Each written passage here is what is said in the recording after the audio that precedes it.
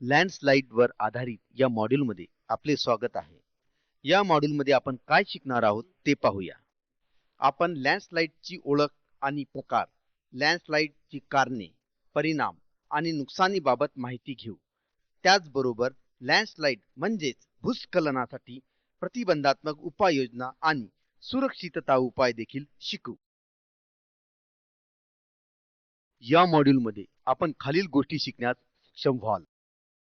वेगवेगळ्या प्रकारच्या लँडस्लाइड म्हणजेच भूस्खलन ओळखणे, वास्तविक जगातील लँडस्लाइड घटनांना त्याच्या गुणधर्मानुसार योग्य प्रकारात वर्गीकृत करणे, लँडस्लाइडची कारणे, गुणधर्म आणि परिणामांच्या दृष्टीने विविध प्रकारच्या तुलनेत फरक ओळखणे, लँडस्लाइडची जोखीम कमी करण्यासाठी विविध प्रतिबंधात्मक उपायांची कार्यक्षमता तपासणे, सामान्य नागरिकांसाठी सुरक्षितता उपाय स्पष्ट करणे, लँडस्लाइडच्या परिस्थितीत स्वयंसेवकांची भूमिका स्पष्ट करणे.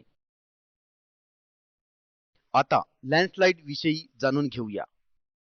लँडस्लाइड म्हणजे मोठ्या प्रमाणातील भूभागाचे कोसळणे, जे डोंगर किंवा पर्वताच्या तीव्र उतारावर होते. हे अचानक किंवा हळूहळू होऊ शकते.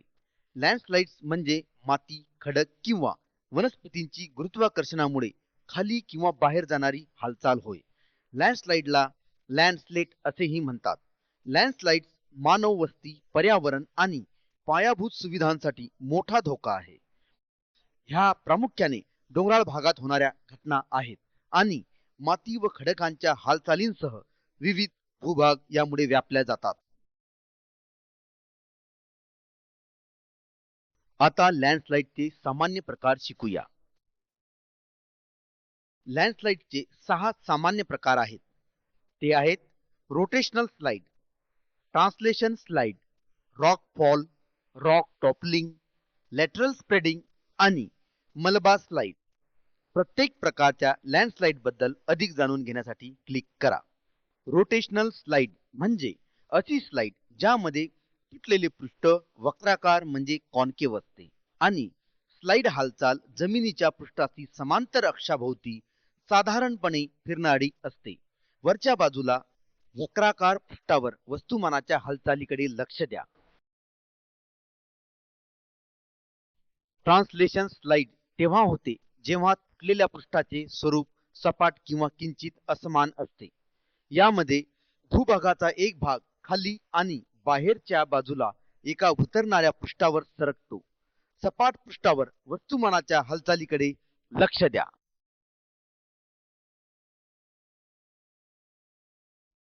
रॉक फॉल म्हणजे खडक किंवा बोल्डरच्या स्वैरगतीची स्थिती, ज्यात ते एक कडा किंवा तीव्र उतारावरून खाली पडतात.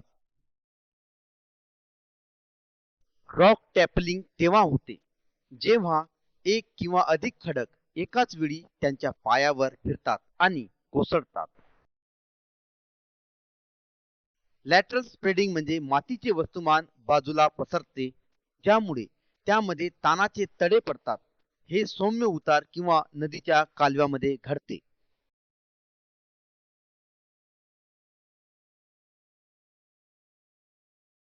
मलबा स्लाइड म्हणजे पडलेल्या आणि विखुरलेल्या सामग्रीची हालचाल, जी सामान्यतः नदीच्या कालव्यात होते.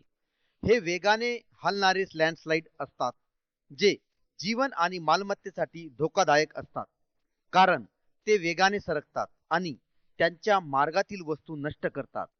या स्लाइड सहसा कोणताही इशारा न देता घडतात.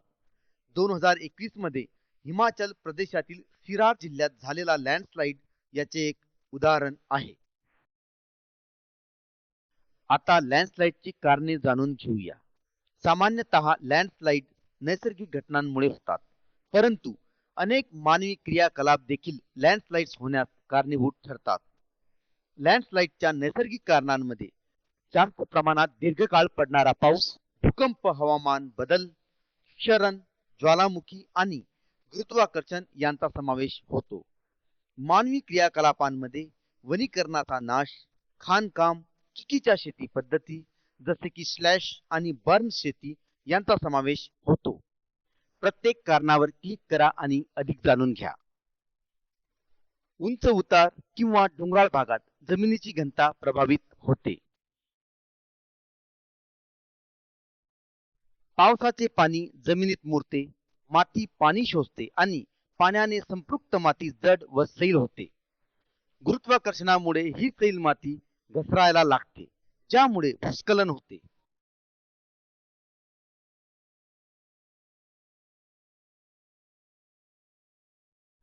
भूकंप देखील भूस्खलन किंवा खडकांच्या पडण्याचे एक प्रमुख कारण आहे. जगभरात ते प्राणघातक असतात आणि अनपेक्षित घडतात. भूकंपामुळे पृथ्वीच्या पृष्ठभागाची हालचाल होते, ज्यामुळे सैल माती व खडक खाली घसरतात आणि भूस्खलन होते.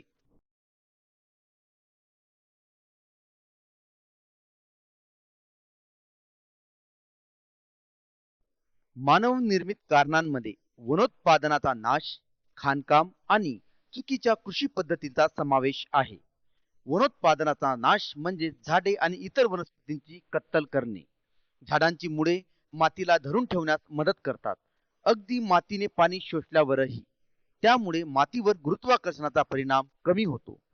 जेव्हा ही झाडे कापली जातात आणि उघडी माती पाण्याने संपृक्त होते, तेव्हा ती गुरुत्वाकर्षणाच्या विरोधात असहाय्य होते आणि मातीची हालचाल जलद होते. परिणामी प्राणघातक भूस्खलन होतात.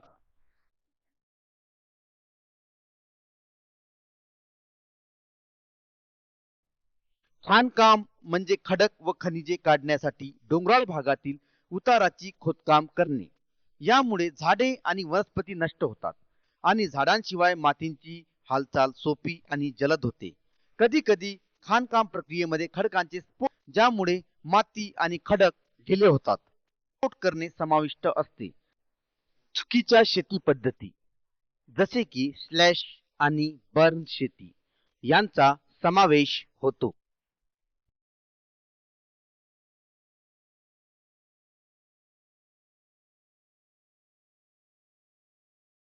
संभाव्य भूस्खलनाच्या चिन्हांविषयी एक व्हिडिओ पाहूया. संपूर्ण व्हिडिओ पाहण्यासाठी प्ले बटनवर क्लिक करा. भूस्खलन येण्याच्या आधीची लक्षणे म्हणजे दरवाजे आणि खिडक्या पहिल्यांदाच अडकणे किंवा घट्ट होणे, प्लास्टर, स्टाईल, विटा किंवा पायांच्या नवीन भेगा दिसणे, बाहेरील भिंती किंवा जिने इमारतींपासून दूर जाणे, जमिनीवर किंवा पक्क्या क्षेत्रावर जसे की रस्ते किंवा ड्राईव्हवेजवर हळूहळू विस्तृत होत जाणाऱ्या भेगा, उताराच्या पायथ्याशी जमीन फुगणे, कुंपण, भिंती, विद्युत खांब किंवा झाडे वाकणे किंवा हलणे, भूमिगत जलवाहिन्या तुटणे, जमिनीखालील पाणी नवीन ठिकाणी पृष्ठभागावर येणे आणि हलकासा आवाज ऐकायला येणे, जो भूस्खलन जवळ आल्यावर वाढतो. तुमच्या पायाखालची जमीन उताराच्या दिशेने सरकायला लागते. अचानकपणे झाडाची पाने गळायला सुरुवात होते, ही सुद्धा लँडस्लाइडची एक सूचना आहे. आता आपण भूस्खलन कुठे होते ते जाणून घेऊया. भूस्खलन सहसा डोंगराळ किंवा उंच सखल प्रदेशांशी संबंधित असतात. हे किनाऱ्यावर आणि नदीच्या खोऱ्यांमध्ये देखील सामान्यपणे घडतात. भूस्खलन अशा भागांमध्ये होतात जिथे हवामान, पाऊस, खडकांचे प्रकार, मातीची स्थिती आणि उतार हे घटक भूस्खलनासाठी संवेदनशील असतात.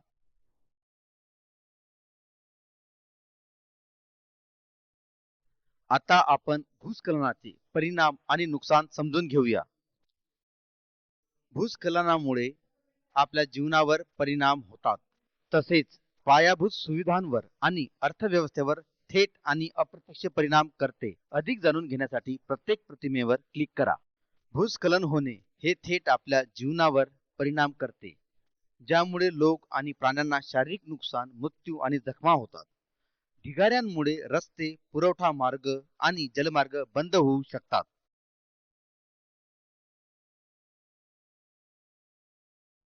भूस्खलन धरणाच्या सुरक्षेवर परिणाम करते, ज्यामुळे जलाशयाला लागून असलेल्या उतारांवर जमिनी भंग पावतात.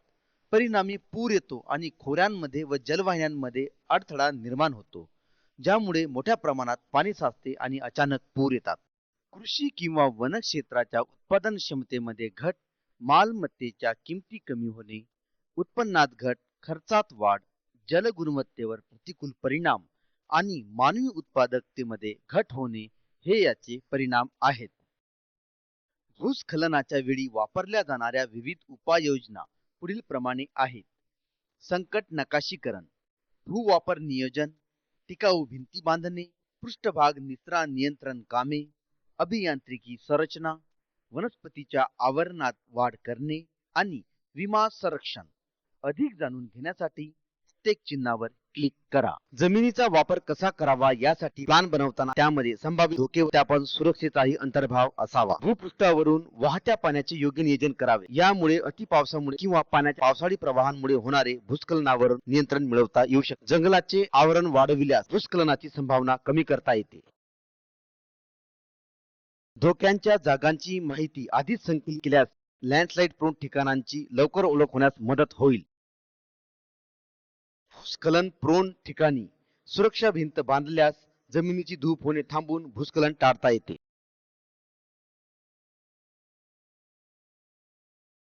गव्हर्नमेंट ऑथॉरिटी असलेल्या इंजिनियर कडूनच इमारतीच्या बांधकामांचे अप्रूव्हल करून घेऊन कार्य करावे.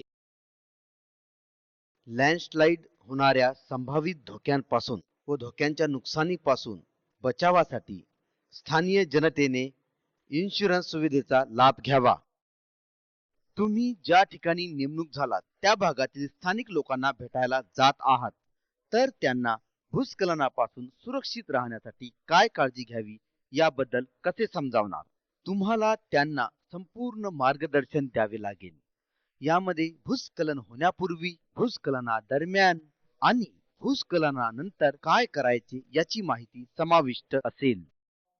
भूस्खलनाबद्दल सांगू शकता का? नक्कीच. आता मी तुम्हाला भूस्खलनापूर्वी, भूस्खलनादरम्यान आणि भूस्खलनानंतर घ्यावयाच्या खबरदारीबद्दल सांगतो. प्रत्येक प्रतिमेवर पॉइंटर फिरवा आणि अधिक माहिती मिळवा. सर्वप्रथम भूस्खलनापूर्वी घ्यायच्या खबरदारीबद्दल सांगतो.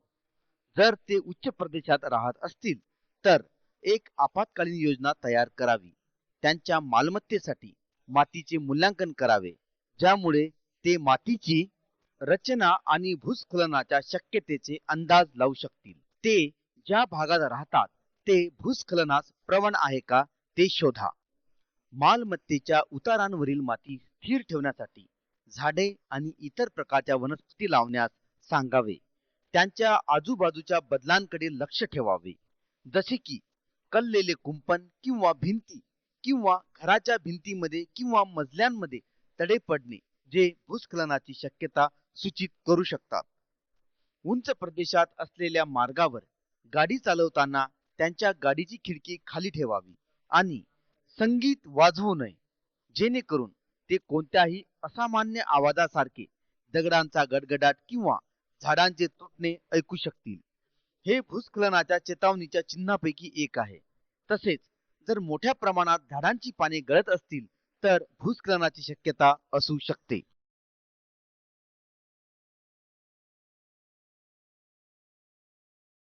स्थानिक लोकांना सांगा की भूस्खलनाच्या वेळी जर ते इमारतीच्या आत असतील तर आतच थांबावे.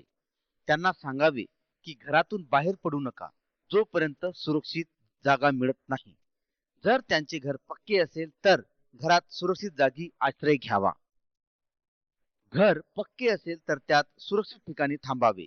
पण जर घर कच्चे असेल तर शक्य तितक्या लवकर सुरक्षित ठिकाणी पळून जावे. जर बाहेर असतील तर भूस्खलनाच्या मार्गापासून दूर असलेल्या जवळच्या उंच ठिकाणी जायचा प्रयत्न करावा.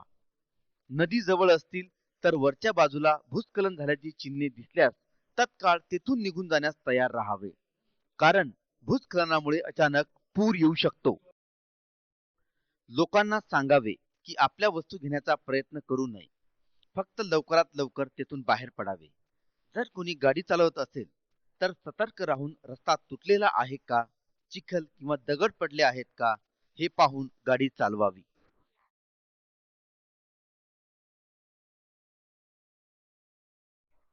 भूस्खलनानंतर त्यांनी नुकताच भूस्खलन झालेल्या भागात जायचा किंवा परतण्याचा प्रयत्न करू नये, कारण आणखी भूस्खलने होऊ शकतात.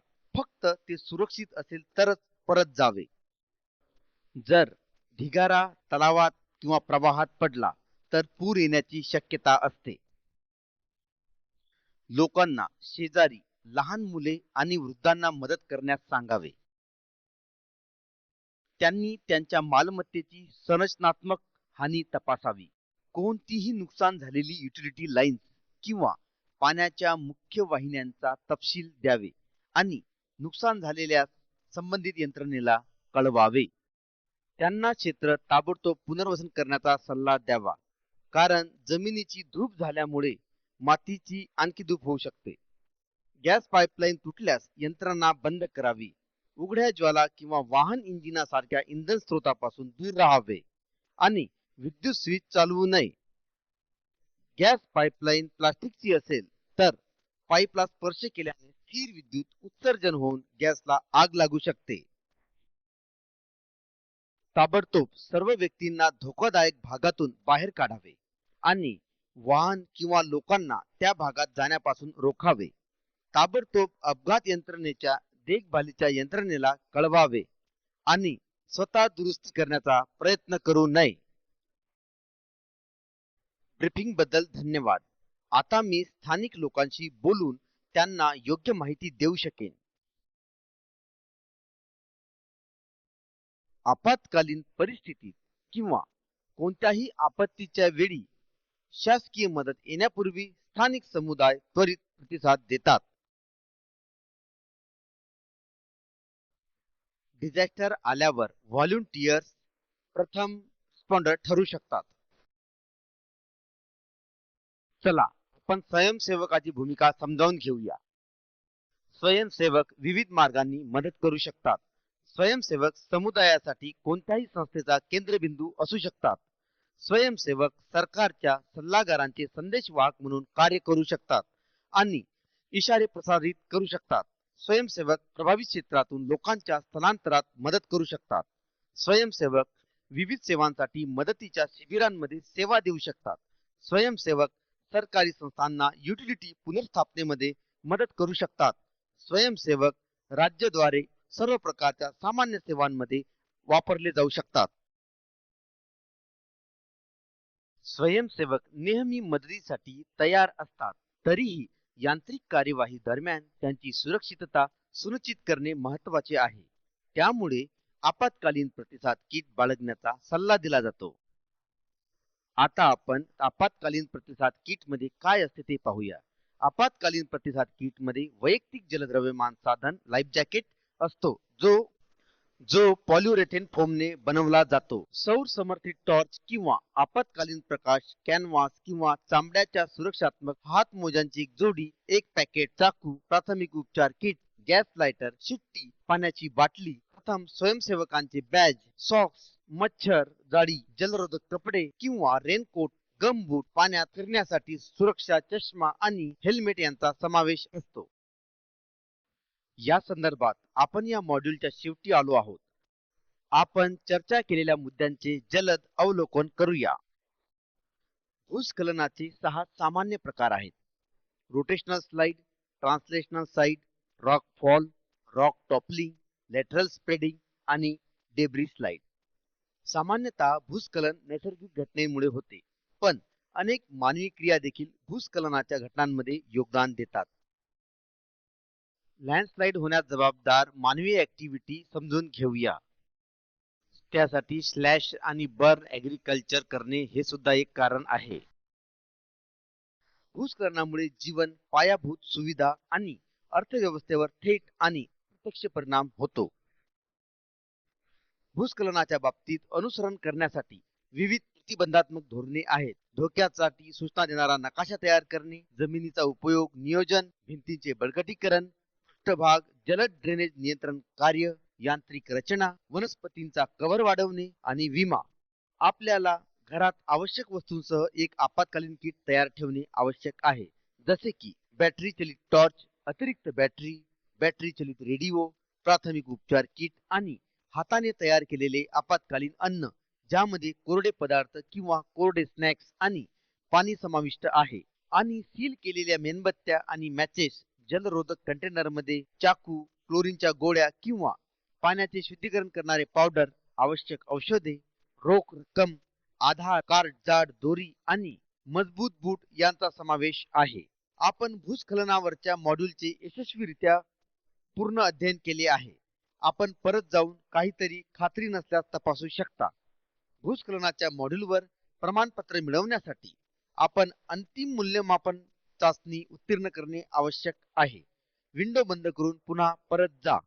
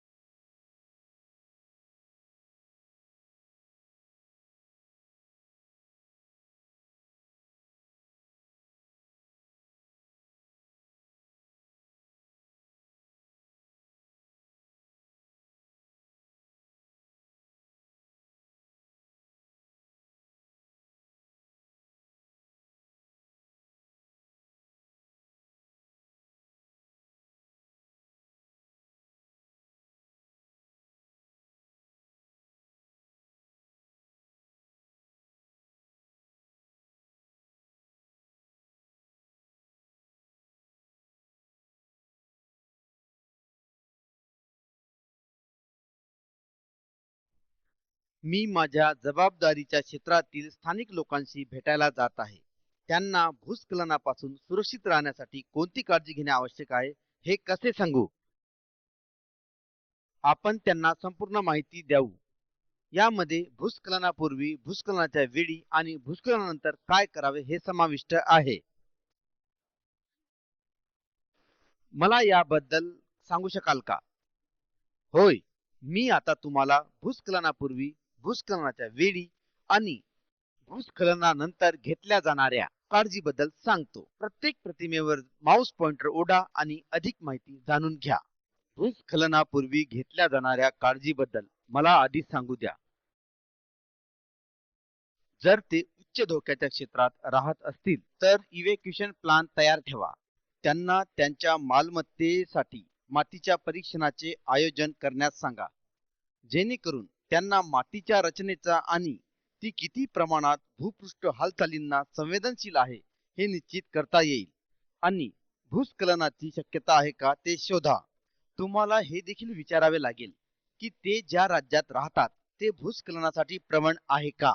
तुम्ही त्यांना झाडे आणि इतर प्रकारच्या वनस्पतींची लागवड करण्यास सांगितले पाहिजे, ज्यामुळे त्यांच्या मालमत्तेच्या उतारावर माती स्थिर राहण्यास मदत होईल. तसेच कुंपण आणि भिंतीच्या क्षतीचे निरीक्षण करा. डोंगराळ प्रदेशामध्ये गाडी चालवताना गाडीच्या खिडक्या उघडे ठेवा आणि गाडीमध्ये म्युझिक वाजवू नका. असे केल्याने त्यांना भूस्खलनाचा आवाज येईल किंवा झाडे तुटण्याचा आवाज येईल आणि ते सतर्क होतील. हे सर्व भूस्खलनाच्या संभाव्यतेचे इशारे आहेत. त्यांनी असेही लक्षात ठेवावे की जर त्यांना झाडावरून सामान्यतापेक्षा अधिक पाने पडत असतील तर ते भूस्खलन होण्याची एक सूचना असू शकते.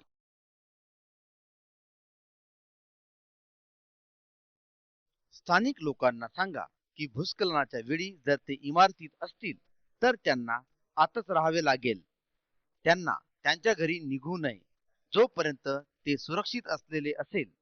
त्यांना हेही माहिती द्या की ते जर घर पक्के असेल तर घराच्या आत सुरक्षित ठिकाणी आश्रय घ्या, पण जर घर कच्चे असेल तर त्यांनी शक्य तितक्या लवकर सुरक्षित ठिकाणी वेळेपूर्वीच आश्रय घेतला पाहिजे. जर ते बाहेर असतील तर त्यांनी भूस्खलनाच्या मार्गावरून दूर असलेल्या जवळच्या उंच जागी पोहोचण्याचा प्रयत्न करावा. जर ते नदीच्या जवळ असतील तर भूस्खलनाच्या झालेल्या संकेतावरून त्यांनी तत्काळ क्षेत्र सोडण्यास तयार राहावे. भूस्खलनामुळे अचानक पूर येऊ शकतो. त्यांना सांगितले पाहिजे की त्यांनी सामान घेण्यात वेळ वाया घालू नये. त्यांना जसे शक्य होईल तसा जलद क्षेत्र सोडावे लागेल.